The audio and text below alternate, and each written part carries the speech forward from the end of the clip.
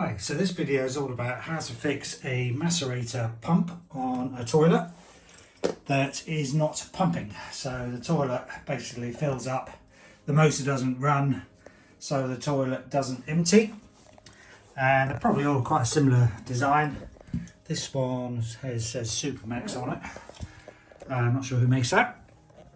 But first of all, what you want to do is disconnect it from the electricity. So this one's got a plug on the other end. Disconnect that. Take this lid off. I think it had a couple of little screws, one of which is broken off. And then a plug on the inside. Take that off as well. And you'll probably find something similar to this one. So you've got, that's a capacitor for another connection to the motor. And then you've got this air pressure switch / level sensor. So the way that works is it's got a tube on it, which we'll see in a minute, 'cause it's on the underside. The tube connects to the water in the tank. And as the water goes up, the air pressure in the tube increases. And then it moves a diaphragm inside this thing, which affects a little micro switch and connects these two wires together.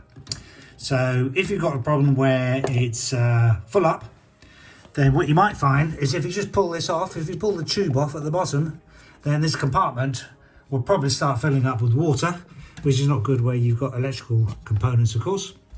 What you could do temporarily, what I did to empty it, is once it's disconnected, temporarily connect these two together.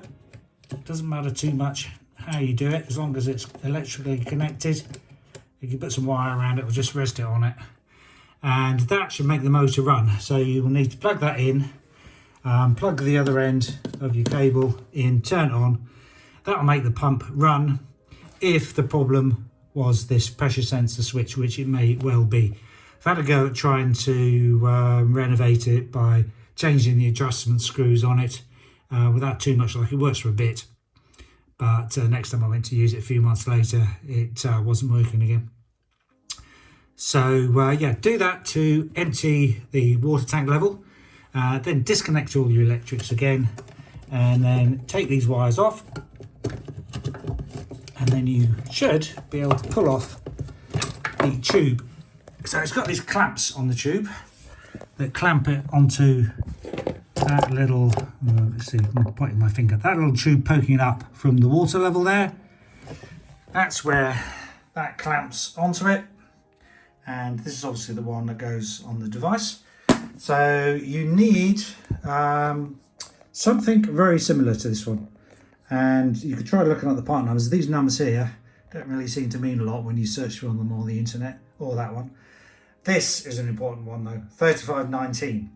So 3519, that at first sight you might think is a date code. It's not. It's not 2019 week 35. That's actually the pressure at which the switch activates. So it turns on at 35 millibar, which is a measure of pressure. Turns off again when the pressure drops to 19 millibar. So have a look on eBay for things that look similar. This is very, very similar looking. Got the same sort of tube outlet, similar sort of adjustment things on the top. If it was that way round, then it'd be virtually identical, in fact, apart from the fact that this tube's on the other side, and that's just down to this case being put on 180 degrees rotated. For us, it doesn't really matter which way that pokes. And you see on that one, it's got that one chopped off. You could do the same on that, but it doesn't really matter. The two connections we want are these two on the right, one in the middle and one on the right. You can test that, it works by putting a multimeter between these two connections. And when you blow gently on the tube at the end, you should hear it click, and you should get zero resistance between those two connections. I'll put it up to my mouth, just gently blow on that. Hopefully you will see what I mean.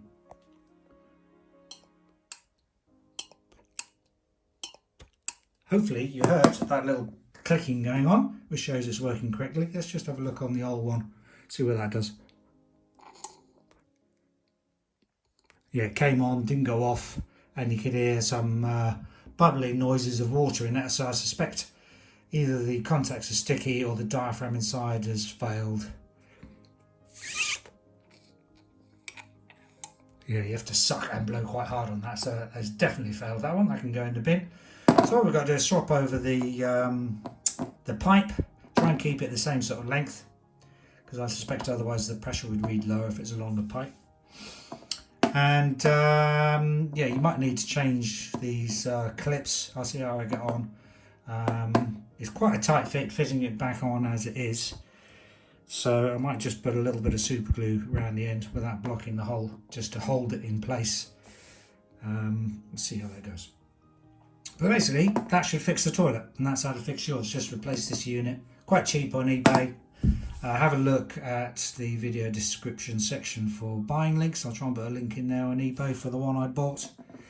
And the old one was marked 35.19. Couldn't actually get 35.19 exactly the same.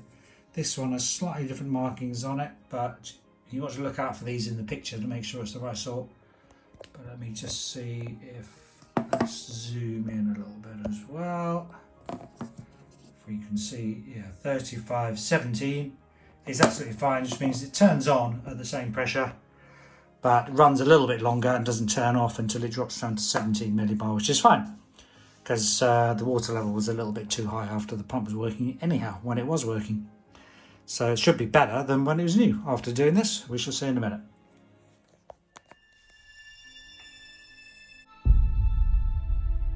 Alright, that's the new one in place. Fitted in alright. Keep it high up in the compartment. Make sure everything is tight on the connectors. And then we'll just plug it back in. And then we'll just plug it back in and make sure it works. Right, that's it reassembled. Now, rather than do a full flush, which will fill it up quite a lot, and if it's not working, it can be a bit of a pain. It's also got a drain for a sink in it, so I'll gradually fill it, and then doesn't fill it up quite so much. But hopefully, we can still confirm that it's working.